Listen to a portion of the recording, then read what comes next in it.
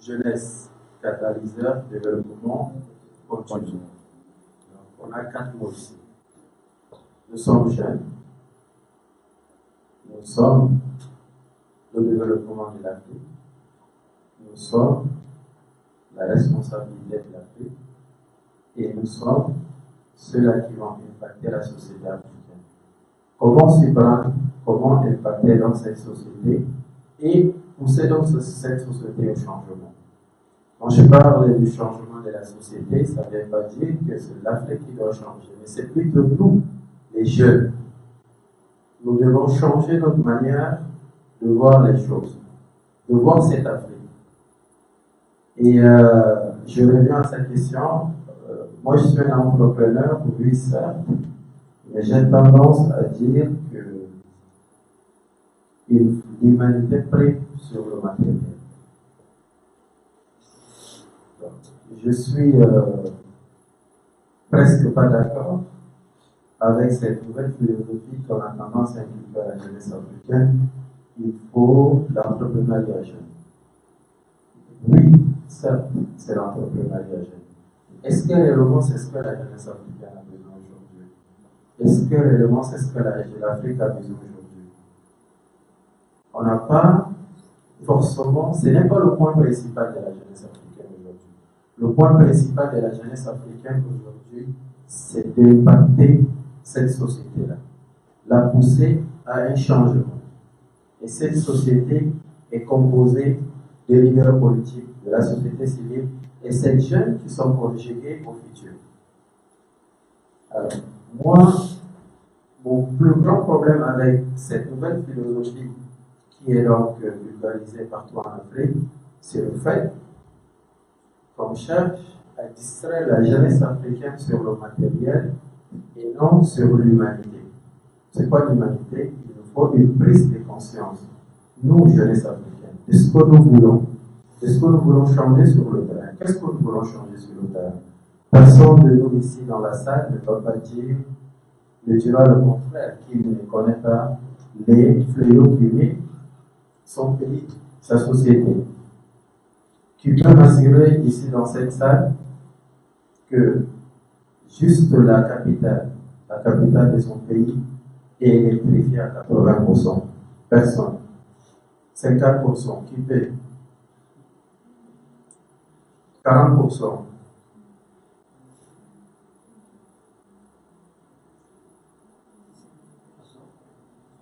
Qui peut ici dans la salle me dire que la population a un service sanitaire de 80%.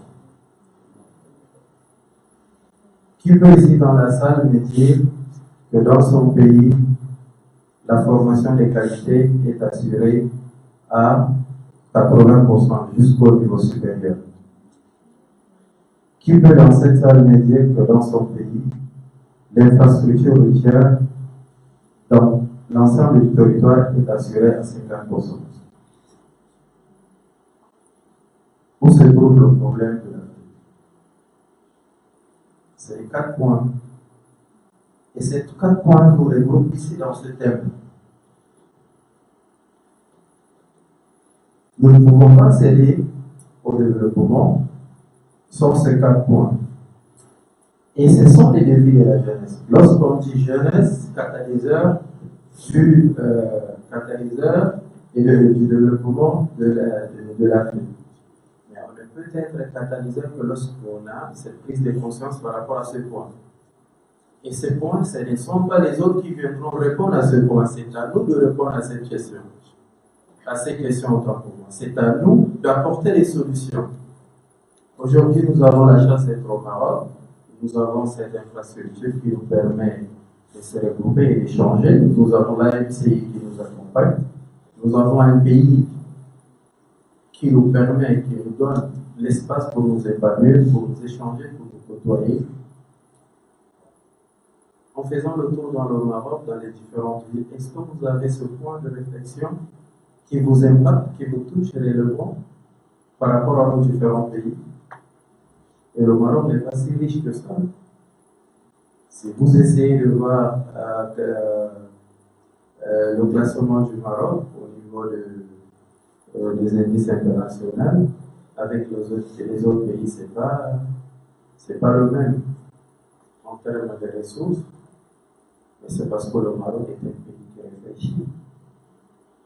Parce que les hommes ont décidé de mettre de côté leurs besoins personnels, de faire prévaloir l'intérêt général, de se priver quelque chose pour tous. Et c'est ce qu'on nous joue dans cette salle. C'est à nous de relever ces défis. C'est pourquoi on parle du développement de la jeunesse. Cette jeunesse ne va pas se développer dans la distraction. Oui, on nous parle je reviens encore sur le sujet de l'entrepreneuriat. Oui, on nous parle de l'entrepreneuriat.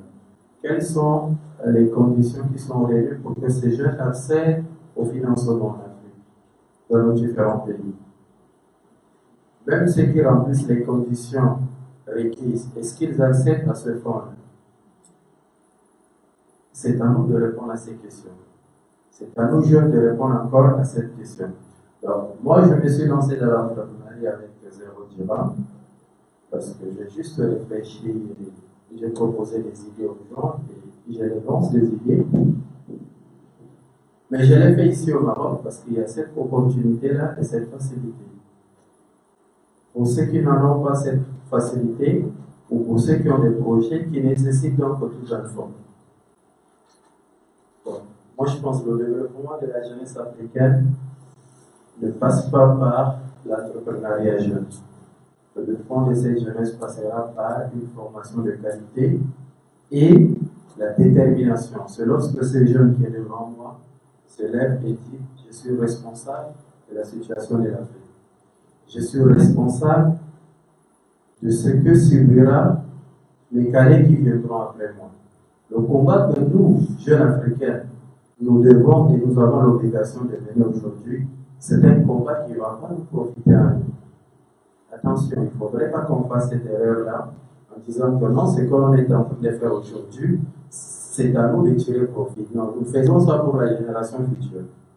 Pour que ceux qui viendront dans 15 ans, 20 ans, après, ne seront pas dans les mêmes difficultés que nous aujourd'hui. C'est ça. Pour m'arrêter, combien de jeunes en Afrique aujourd'hui s'activent pour impliquer et agir, plaider pour la jeunesse? Mon cher frère Léna vient de dire tout à l'heure que nous sommes 70% de la population. 70%. Et ce qui est absurde dans les 70%, ce sont les 70% qui donnent le pouvoir en Afrique. Et au hasard, vous avez un pays X en Afrique qui a 70% de jeunes.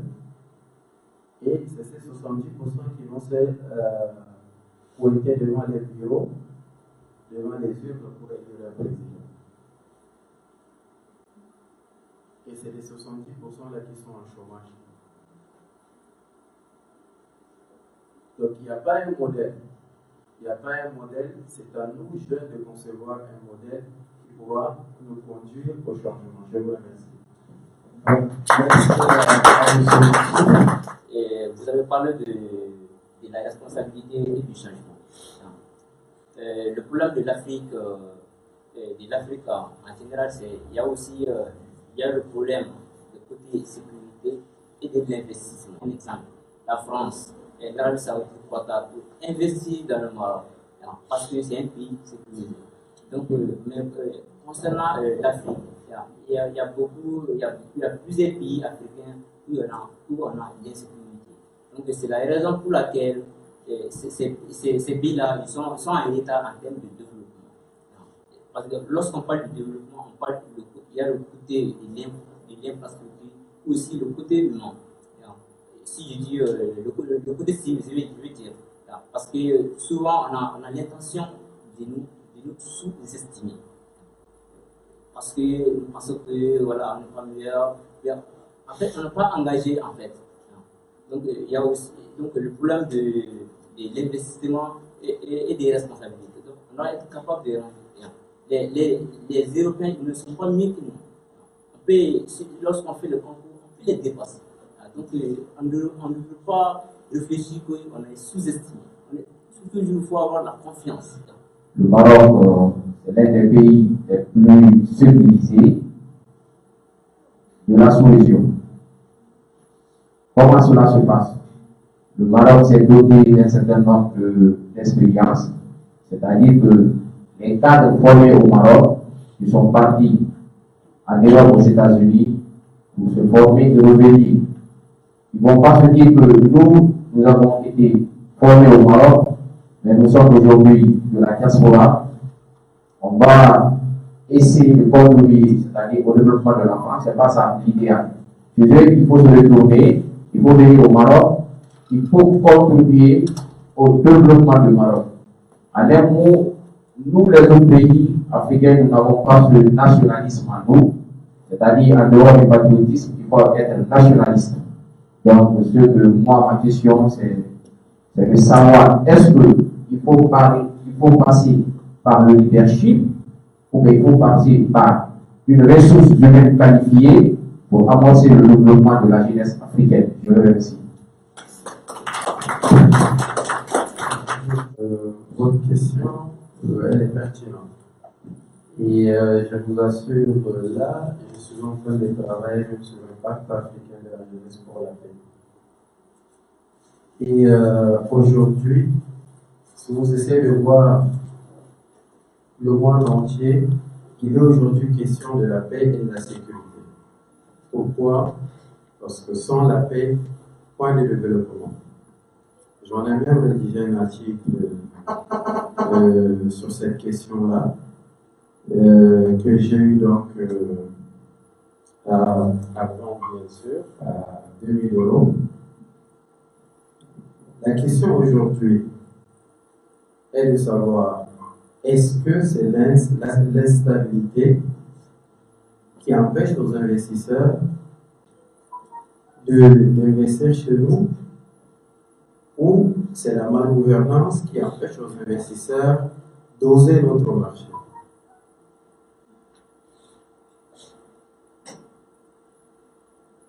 Est-ce que c'est l'instabilité politique en Afrique, dans les différents pays africains, qui empêche les investisseurs d'oser le marché, ou c'est la malgouvernance qui empêche à ces investisseurs d'oser le marché? Nous sommes très riches en ressources minières, ça on est d'accord, et que je n'ai pas une garantie juridique et judiciaire de mon investissement. Je ne parle pas de la stabilité politique. Quelque part, il y a des stabilités politiques en Afrique, sauf qu'il y a quand même des personnes ou bien des groupes mal intentionnés qui sont animés par d'autres raisons et qui sont financés par les autres. Il faudrait aussi qu'on se dise la vérité. Ce que nous subissons aujourd'hui en Afrique n'est pas une cause africaine.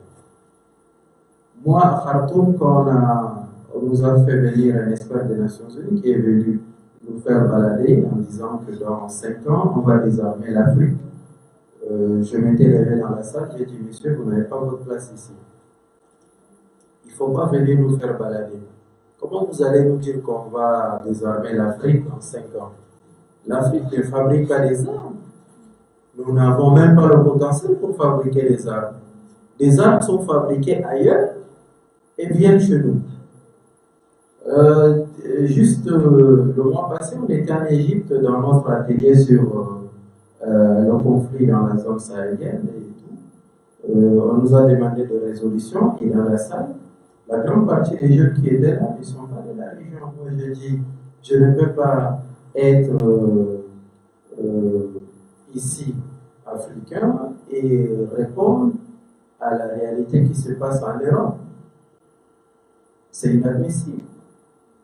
Vous ne pouvez répondre à un problème donné que lorsque vous touchez ce problème-là, vous êtes sur le terrain. Moi, j'ai dit ce problème, c'est complexe. Moi, j'étais sur le terrain, j'ai vu les victimes des Boko Haram et autres.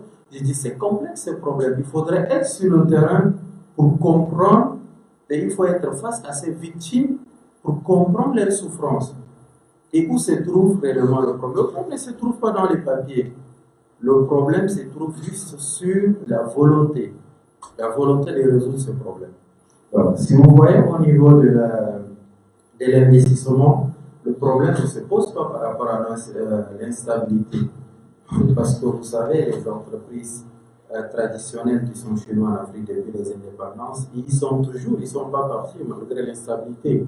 Donc il n'est pas question d'instabilité. Alors soit vous acceptez le jeu, vous vous installez, soit vous n'acceptez pas le jeu et vous ne vous installez pas. Voilà pourquoi certains ne veulent pas s'installer chez nous. Il n'est pas question, il est question de la malgouvernance. Il faut toucher ce point-là. C'est la malgouvernance qui a conduit aujourd'hui l'Afrique et sa jeunesse dans ce problème. Donc, on a un problème, c'est la malgouvernance et c'est l'insécurité juridique et judiciaire. Le Rwanda en est un exemple pour nous. Il y a d'abord un pardon.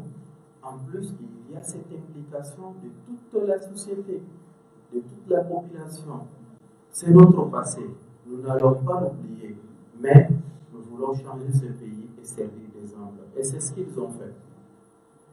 Ils se sont sacrifiés pour ça, c'est ce qu'ils ont fait.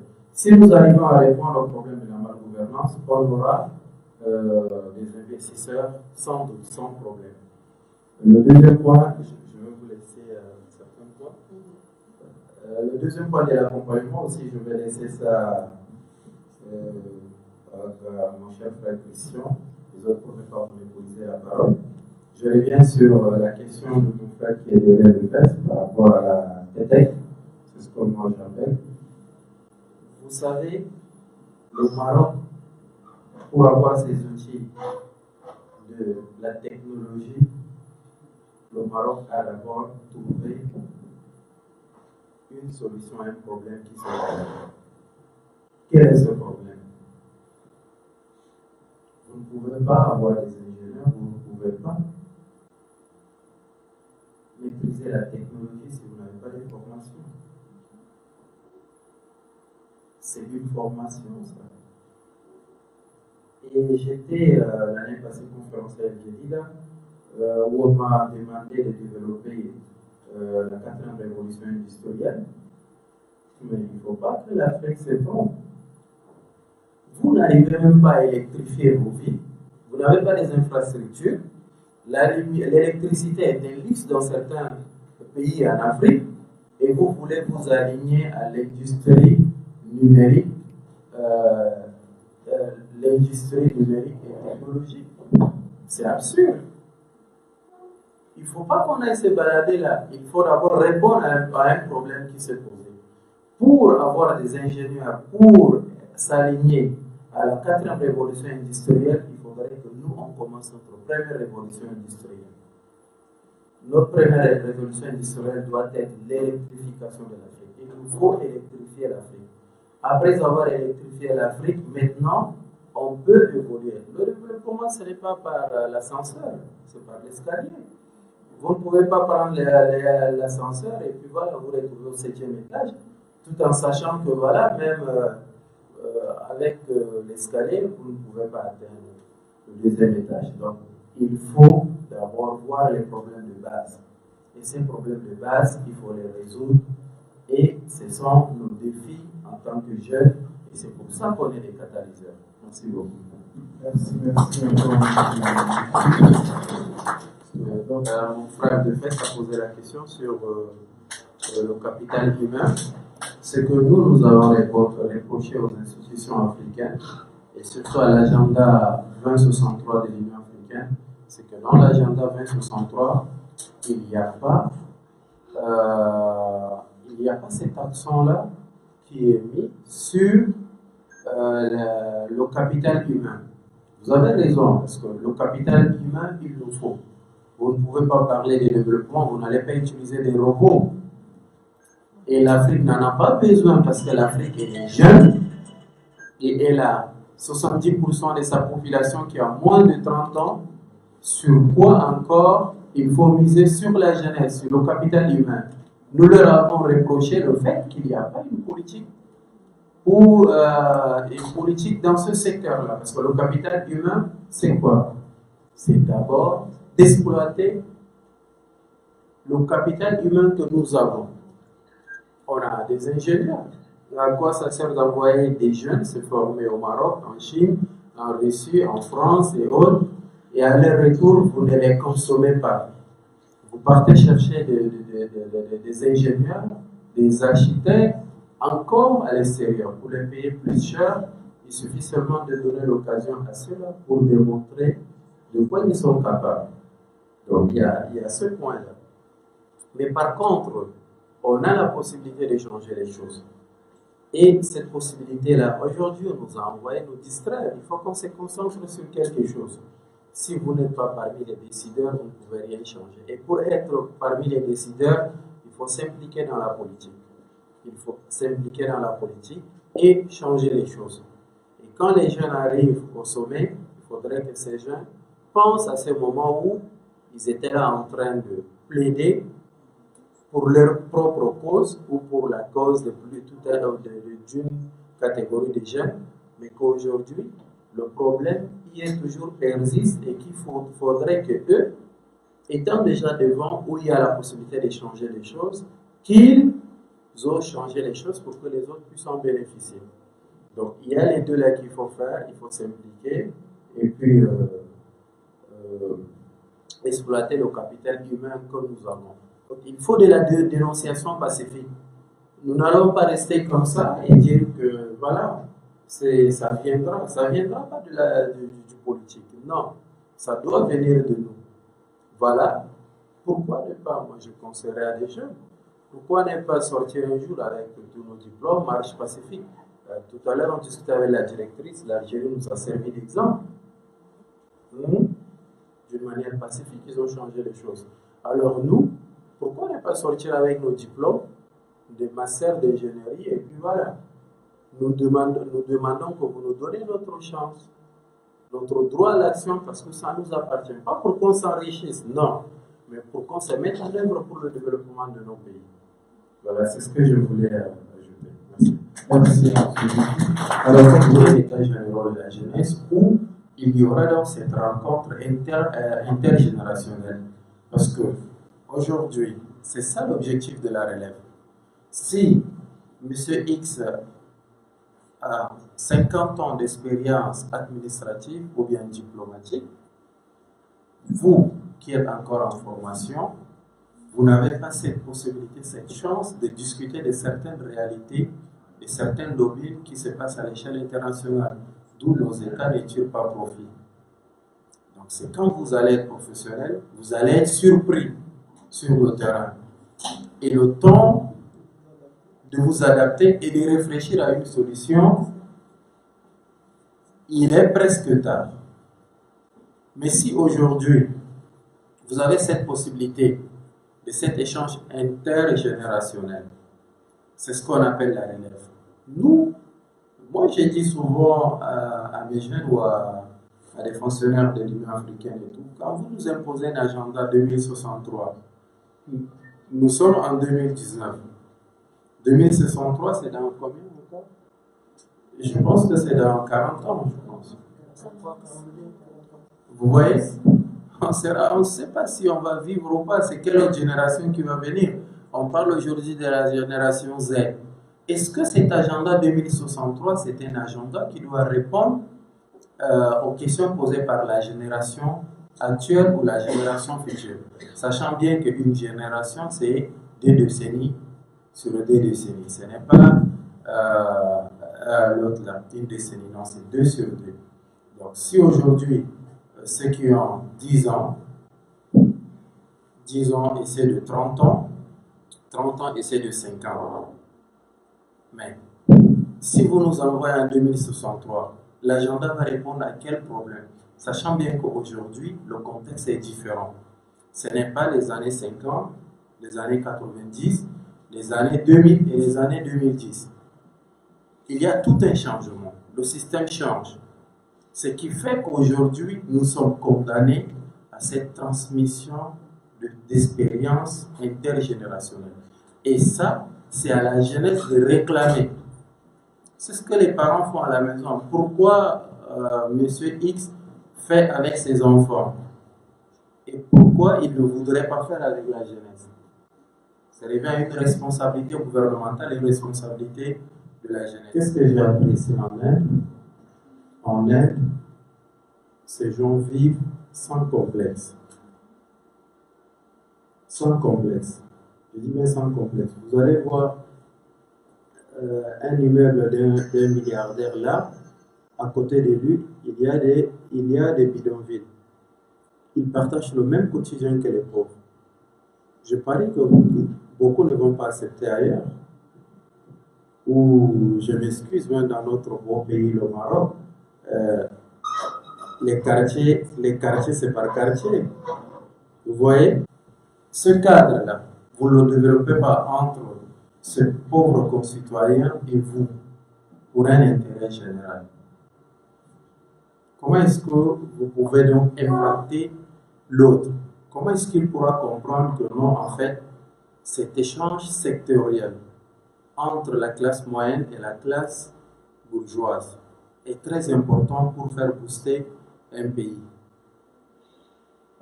Comment est-ce que le secteur privé-public, c'est l'État qui est le premier employeur dans les différents pays, n'est-ce pas? Par contre, on a le secteur privé. Qui doit amener le secteur privé à créer plus de l'emploi et profiter à la jeunesse? C'est l'État. Donc, si l'État ne crée pas ce cadre pour accompagner le secteur privé afin de créer des emplois, sachant bien que le secteur privé accompagne l'État dans sa politique nationale. Donc, ce cadre-là aussi, c'est une responsabilité encore partagée entre la jeunesse, l'État et les parties prenantes. Les parties prenantes, les institutions et les autres. Appel d'offres à l'échelle internationale. Si l'entreprise qui est aux États-Unis ou l'entreprise qui est en Chine, quand elle doit marcher au Maroc, débuter la route, je prends une route au hasard, Casablanca, Agadir, vous consommez tout ce qu'il y a ici au Maroc. Donc le Maroc n'a pas la compétence de vous fournir. Et si le Maroc a la compétence au moins de vous fournir ça via un de ses partenaires, vous allez vous soumettre à ces règles-là. D'accord? C'est dire qu'on permet à ceux qui sont là, les locaux, non seulement d'apprendre, de gagner, de développer. Quand on a amené des ingénieurs pour faire le tram, je pense le tram de Rabat, on a mis des jeunes ingénieurs et architectes marocains. Avec cela, au bout de 3 mois, ils ont pris le chantier de Casablanca, le tramway. Voilà, là où c'est profitable à une nation. C'est ce qui ne se fait pas chez nous. Et aussi, ça, c'est notre devoir. Quand on donne un marché à la Chine, on nous met des Chinois, des milliers de Chinois dans les conteneurs, on les amène. Vous n'allez pas me dire qu'on n'a pas des manœuvres de maçons chez nous et autres, juste pour prendre le pelle, prendre les sables et mettre dans une brouette et pousser. Vous n'allez pas dire qu'en Afrique, personne ne pourra faire. On n'a pas besoin d'école pour ça. On n'a pas besoin d'école pour ça. Donc, il y a aussi ce point-là qu'il fait les personnes veulent changer l'Afrique. Peut-être de ce côté, parce que c'est des anglophones, ils ne t'ont pas écouté. Mais si vous avez des questions, vous pouvez poser en anglais. Je pourrais quand même un peu répondre. Même si mon anglais est... Donc, il ne faudrait pas qu'on accepte ça dans l'avenir. Pourquoi? Parce que c'est ce qui se passe spécialement dans nos pays. On n'a que 3 personnes qui vont défendre la cause de 1000 personnes. C'est ce qui ne doit pas se faire. Ce qui doit se faire, c'est de nous engager et répondre à ces questions qu'elle a posées, parce que c'est ces questions-là qui pourront nous permettre, nous, de résoudre les problèmes futurs. Merci beaucoup. Merci encore à M. Et je crois au changement de l'Afrique par la femme. Et si vous ne vous activez pas, si vous ne vous impliquez pas, on n'aura pas ce développement que nous cherchons. Parce qu'avec vous, le chemin du développement est plus proche de nous. Sans vous, le chemin du développement est loin de nous.